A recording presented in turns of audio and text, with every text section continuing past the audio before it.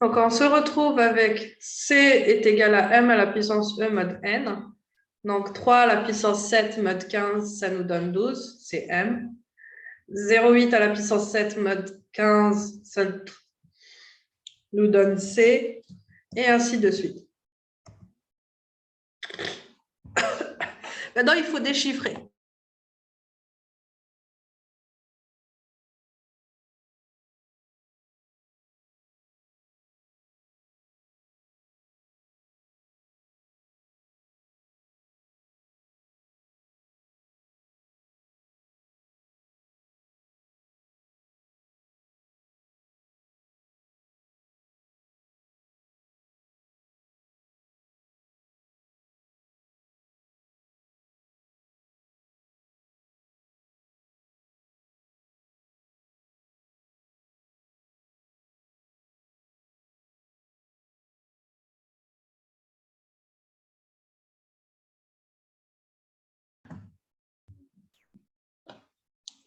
Pour déchiffrer, on doit d'abord trouver D. Alors ici, c'est facile à retrouver D parce que E égale à 7 et phi de N est égal à... Alors D, c'est par rapport à phi de N. Phi de N est égal à 8. D ne peut pas être égal à 15.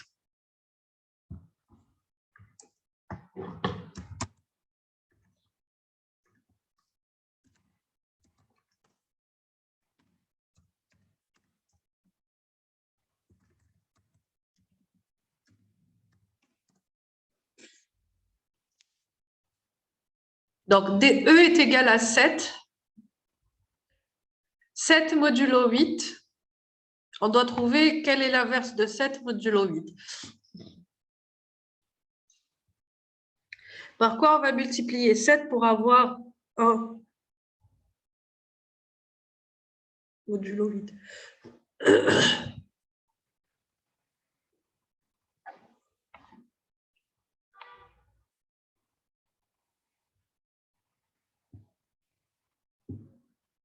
Par 7, exactement. En fait, 7 fois 7 modulo 8, ça nous donne 1. Pourquoi? Parce que tout simplement, j'aurais très bien pu dire faire les choses différemment. 7 modulo 8, c'est moins 1 modulo 8. Moins 1, on va le multiplier par quoi pour trouver 1? Par moins 1. Donc, moins 1 fois moins 1 est égal à 1 modulo 8. Donc, 7 fois 7 est égal à 1 modulo 8. Donc, ensuite, on va calculer on va faire le déchiffrement. Donc, je vous laisse faire le calcul du déchiffrement. C'est M est égal à C à la puissance D mode N.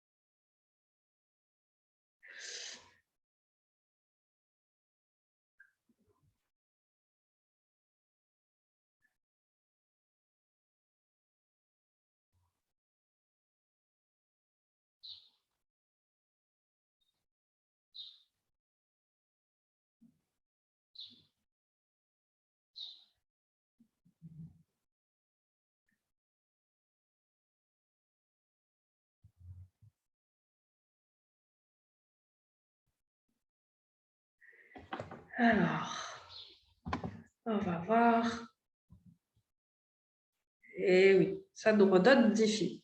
Maintenant, le problème, il y a un problème. On vous dit d'indiquer les failles de ce système. À votre avis, il y a déjà un gros problème qui est visible dès le départ. C'est quoi?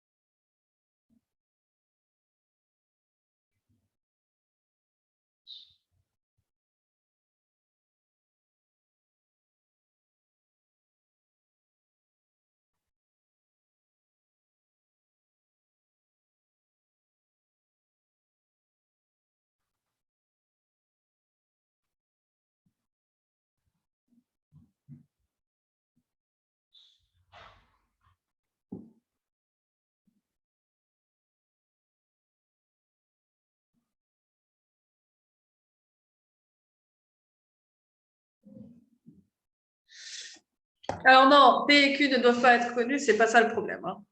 Là, on considère comme quoi vous êtes la personne qui est censée avoir ces clés. Mais bon, bref. D égale à E, oui. Alors, un premier problème, c'est que D égale à E. Autre. What's the other?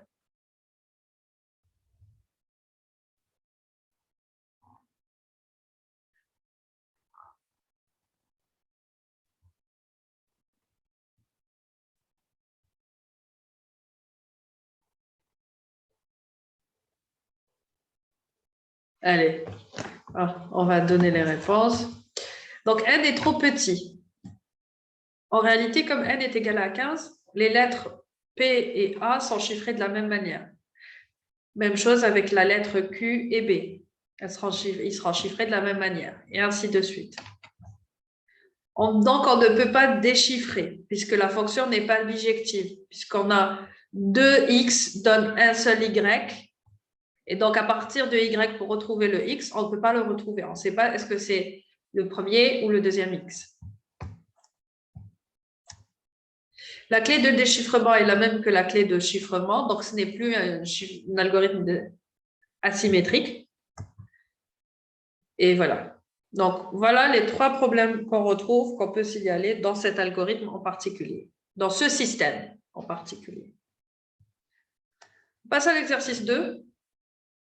Dans un cryptosystème RSA, on vous dit déterminer la clé secrète DN et le message M de ZN pour les clés publiques EN et les cryptogrammes C de est égal à M à la puissance E modulo N suivant.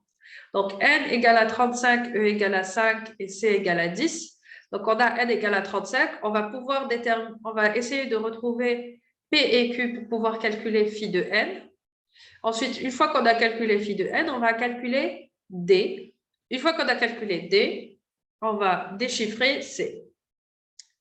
Je vous laisse 5 minutes pour le premier. Il est 12h35, donc à 12h40.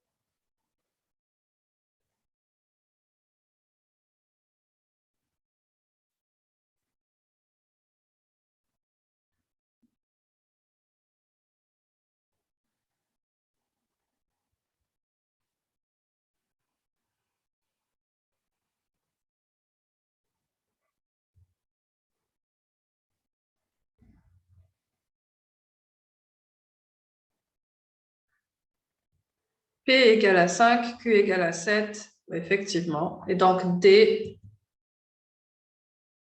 phi de n va être égal à 24, D égale à 5. Yep. Et M va être égal à 10 à la puissance 5, qui nous donne 5. Tout à fait. Donc ça, c'est pour le premier. On passe au second. N égale à 265 et E égale à 139 et C égale à 10.